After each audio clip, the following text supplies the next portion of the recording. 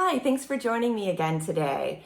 Today I want to talk about co-parenting dynamics. I'm going to share 3 tips to help you create a better environment for yourself, for your kids, and your mindset. So when we talk about, or for me, in my experience, co-parenting was something that was at the forefront of our decision. So for me, I was able to really step into creating consistency, and we communicated very well about how things were on both sides. So I'm going to start with tip number 1, which is keep communication child-centered and business-like. When you're divorced, you fall back into, I feel, habits and patterns of communication that you maybe previously had in your marriage or, through the transition. And the thing to keep in mind really is you are your own home, you're your own person, and they are as well. Communicating around the kids is the priority.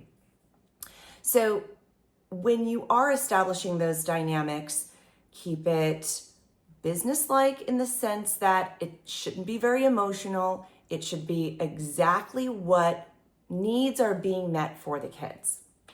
So avoid, using your child as a messenger. If you have something to say to the other parent, speak directly to them. Text them, email them, leave them a voicemail. The availability of different apps and communications where, Our Family Wizard and many other apps are out there where you can have communication just around co-parenting. That seems to help a lot of clients that I work with keep it focused, keep it about the kids, and where everyone is really on the same page. Boundaries, not barriers. Let's distinguish the difference here. Boundaries are when you no longer, are setting standards for what you're going to tolerate. That's in communication.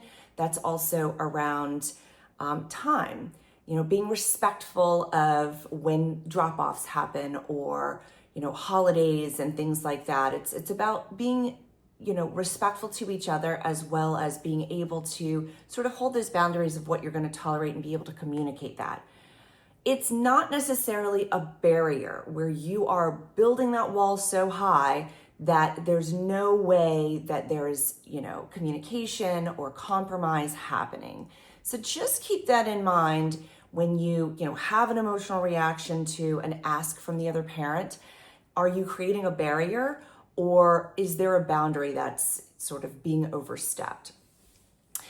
The other thing is realistic expectations. You know this person. You've likely spent many years with them as a partner, as a husband. So you know and can understand, where your expectations are and where their capacity is. So also keep that in mind on the early side. Don't try to create these very unattainable goals and expectations because you're maybe up-leveling or upholding the expectation that the other person has that just is not really, doable. So, when we're in those situations, again, keep in mind that you are, holding a boundary around your time, around, some of probably the things that you are implementing in your home that are working. And remember to communicate that kind of stuff, because there may be an expectation that you have set that the other parent doesn't even realize in their home. So that's also a positive way to communicate, and it doesn't have to be emotionally driven. It can absolutely be, like I said before, business-like and child-centered, but sharing what's working in your home with the other parent is really helpful. It's helpful to give them perspective, give them ideas, maybe let them set expectations that are more realistic for when they have the kids. So communication is by far the absolute bare minimum, is being able to communicate better. And creating consistency across households is tip number 3. Sometimes you're able to do that. It might not be in all aspects, but again, if your goal is to create ease and consistency for the kids. You getting divorced, you and your ex getting divorced didn't really have anything to do with the children specifically. It's they're just in it because you're the parents. So when you are creating these routines, you're communicating them, what is the main goal here? It's to create consistency. Consistency, especially when a divorce has happened and there's 2 households going on. Read your children, really understand where they are needing support and help. Focus on that. It's not about what you feel specifically and what your ex feels and how you guys are not on the same terms. Kind of pull it into where you have some control and the ability to create consistency in your home. I know that sometimes it's hard to do that with bedtime routines and dinners and lunches, and everybody has sports schedules typically and extracurricular activities. And if you didn't do this when you were married, I would suggest weekly or twice a month meetings.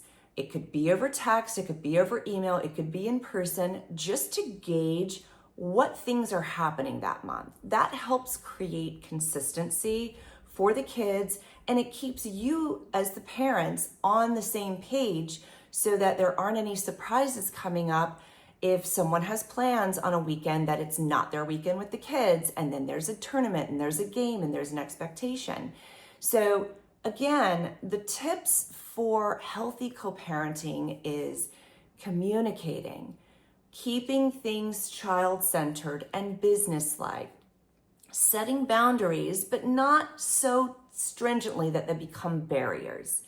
And number 3 is consistency across households. The more consistency there is between households, the easier the easier kids will be able to function.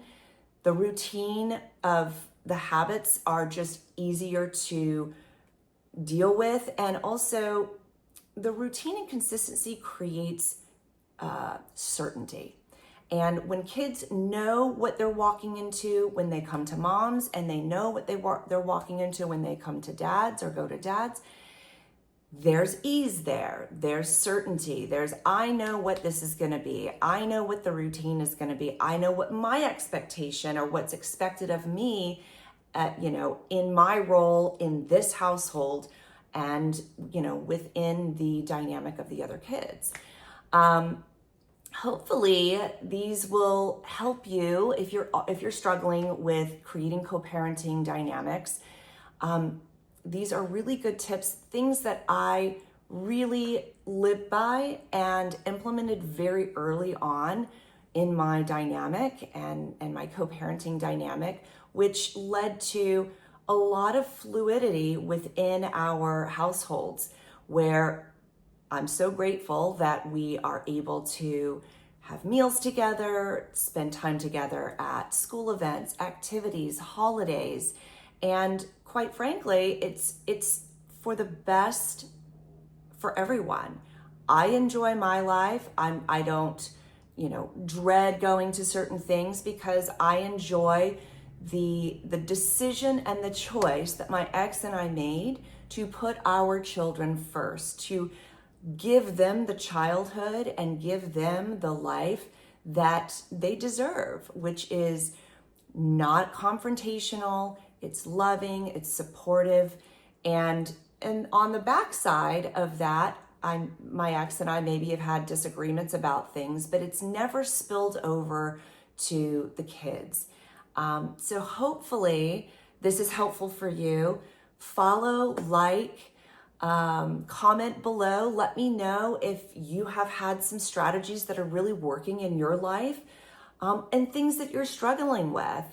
I also have a really great Realigning with Purpose workbook for life after divorce. And I also have a free Aligning with Purpose mindset shift. It's a free workbook. So follow, like, subscribe. Please comment below. Let me know your thoughts, what's working, and where you're struggling so I can help.